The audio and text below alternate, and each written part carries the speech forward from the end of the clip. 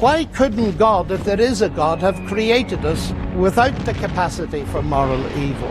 Could he not have foreseen that things would go wrong and avoided it? And the interesting thing, we find ourselves wishing for God to do something that would ultimately mean we were wishing ourselves out of existence. This is certainly one of the great mysteries of the Christian faith is what is God's action plan in the face of evil, or where is God in light of evil, etc. I want to play just a few minutes of John Lennox from a lecture he gave several years ago, addressing where does evil come from and where is God in the face of evil. Then I'll give you guys a few of my thoughts on the back end, and also a C.S. Lewis quote that I think ties into this really well. Hang in there till the end, and then I'll wrap it up. Let's do it. I'll never forget meeting two brilliant Israeli scientists, and we were chatting, and they discovered I believed in God, and they said, look, we don't believe in God. And I said, why don't you? And they said, we're not going to tell you because we don't want to upset your faith. Well, I said, that's very kind of you, but if my faith is upset by that, then it's not worth believing in. And in the end, they told me. They said they read out loud to one another, and they were reading a book by the Israeli Nobel Prize winner, Bashevis Singer, Nobel Prize for Literature. And in the book, he described how some Jewish women and children were buried alive in Russia. And they said to me, the light went out. I can forgive God anything, but not that. Now let me make clear, ladies and gentlemen, my heart goes out to people like that. Many of my colleagues in Oxford are atheists, in part because of this kind of thing. I have stood personally in Auschwitz many times, and I've wept every time. It goes very deep, and there are no easy, simplistic answers. But nevertheless, I think there is a way into something that can give us real hope. I understand the atheist reaction, and yet I have a problem with it as I observe it from outside. If there is no God, where do the concepts of good and evil that we all possess come from? Because outrage against the evils in the world presupposes a standard of good that's objectively real and independent of us. But if there is no transcendence, no God, then how can there be such an objective standard of good? And if there's no moral evil or good in any case, the concept of ethics disappear and moral outrage is absurd. Friedrich Nietzsche saw this very clearly. And he pointed out that the death of God would mean the death of compassion, kindness, and forgiveness. I quote, when one gives up Christian belief, one therefore deprives oneself of the right to Christian morality. Christian morality is a command. Its origin is transcendental. It possesses truth only if God is truth. It stands or falls with belief in God. Why morality at all, when life, nature, history are non-moral? And Richard Dawkins, interestingly, agrees with him. He writes, the universe we observe has precisely the properties we should expect. If there is at the bottom no design, no purpose, no evil, and no good, nothing but blind, pitiless indifference. DNA neither knows nor cares. DNA just is, and we dance to its music. Ladies and gentlemen, that's correct. The terrorists who flew the jets into the Twin Towers were simply dancing to the music of their DNA, and therefore you cannot blame him. Now notice exactly what Dawkins says. I've debated it with him. He's never retracted it. There is no good, there is no evil. That is the deconstruction of all morality and all moral concepts. And it seems to me he stands with Nietzsche here, and it's the logical outcome of his worldview. Ironically, though, if he believes there's no good and no evil, then what does he mean by saying 9/11 radicalized him as something so evil that it made him determined to get rid of all religion? There's a double think, of course, and there's a reason for the double think. It's an obvious one. It's the fact that we're hardwired as moral beings, whether we believe in God or not. And from a Christian perspective, that makes complete sense, because one of the central claims is that human beings are unique, made in the image of God. They're moral beings. And so no matter what worldview we espouse, we discover that we're moral beings. And that's what we're faced with, which is why Dawkins philosophically rejects good and evil, but actually is outraged by what he sees to be morally false. Not only that, ladies and gentlemen, I dare to say that there are absolute moral standards. Michael Ruse, who's an atheist, says there are some things that are just wrong. Torturing babies is just wrong, ladies and gentlemen. And J.L. Mackie, who was an atheist philosopher at Oxford, said this: ethics constitutes so odd a cluster of qualities and relations that they are most unlikely to have arisen in the ordinary course of events without an all-powerful God to create them. If then there are such moral values, they make the existence of a God more probable than it would have been without them. Thus we have, after all, a defensible argument from the existence of moral values to the existence of God. And so we find ourselves to be moral beings, subscribing to certain absolute standards of good and evil. Those standards, their existence is consistent with the existence of God and very difficult to explain without him. So in one sense, it's the existence of God that gives rise to the problem of evil. And that is why so many people feel, and we can understand it, can't we?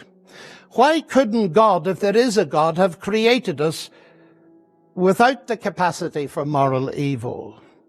Could he not have foreseen that things would go wrong and avoided it? And of course he could.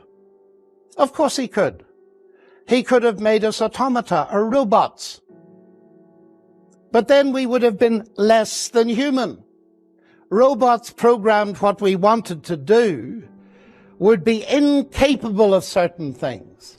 I have a wife. I've been married 45 years. I'm glad she's not a robot. If I arrived at home and found the iPad in front of my robotic wife and it had instructions on it, kiss, and I pressed this button and I got a kiss, it wouldn't be very exciting, you know. And you laugh because you see the difference. You see the difference deep down. You wouldn't want to be like that. And the interesting thing, we find ourselves wishing for God to do something that would ultimately mean we were wishing ourselves out of existence. You couldn't have love if you can't have hate, you see.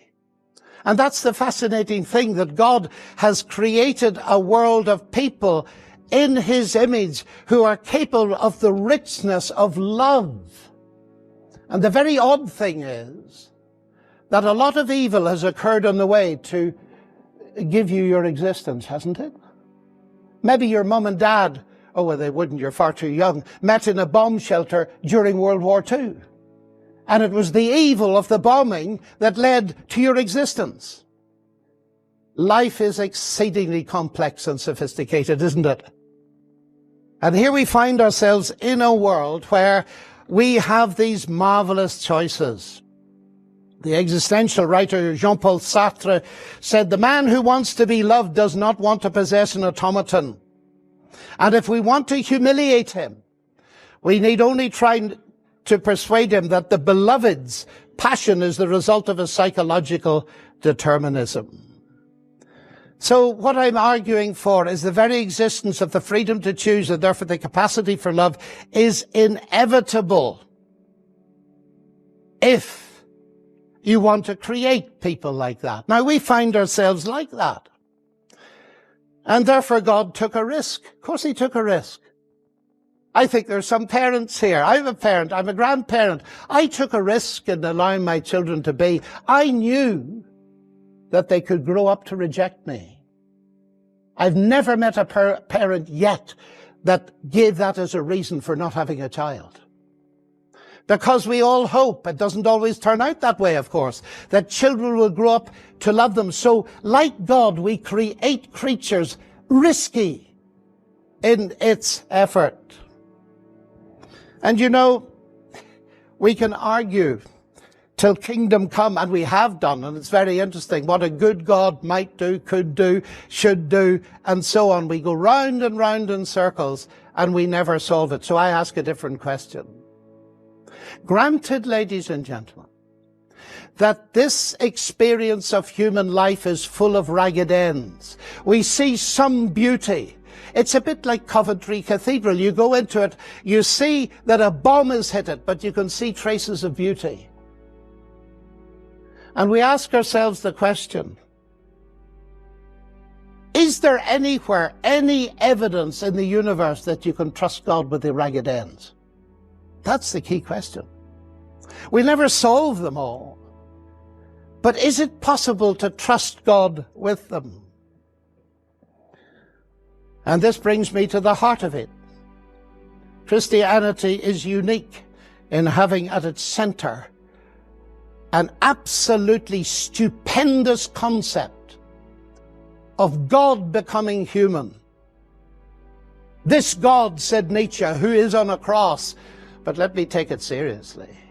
Ladies and gentlemen, come with me for a moment. If this is really God, what's God doing on a cross? I'll tell you what it tells me, at least. It tells me that God has not remained distant from human suffering, but has himself become part of it. And he didn't remain on the cross. He was taken down, he was buried, and he rose again. And of course, this is the key point, because the problem of evil and suffering looks very different if you live within a worldview that's got a resurrection and a life after death. I wouldn't for a moment dream of standing here if I didn't believe that Jesus Christ has broken the death barrier, and there's evidence for it, and that makes the universe look totally different. It's utterly unique, ladies and gentlemen. Christianity competes with no other religion for the simple reason that you'll find this nowhere else. And it seems to me that this is a way into the question. And I have seen its effect with many people trying to cope with suffering. I arrived in Christchurch, New Zealand, 2 days after the earthquake. And I had to meet people that had lost their wives and their husbands just like that.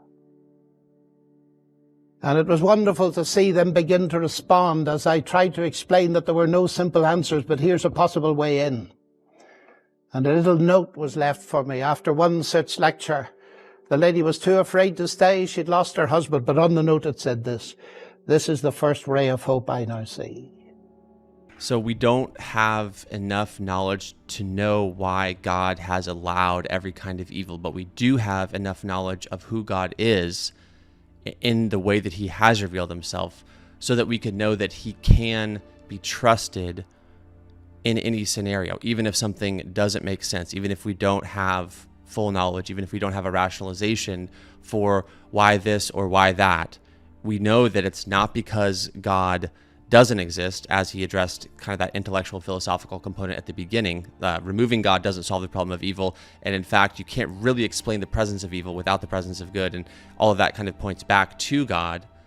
But more so than just knowing that God does exist alongside of evil, we know that God doesn't, that God is not apathetic to evil, that he doesn't, he's not standing at a far distance, untouched by evil or unconcerned by evil. In light of the God of the gospel being the true God, there will ultimately be justice served in the end, and there will ultimately be hope offered in the end.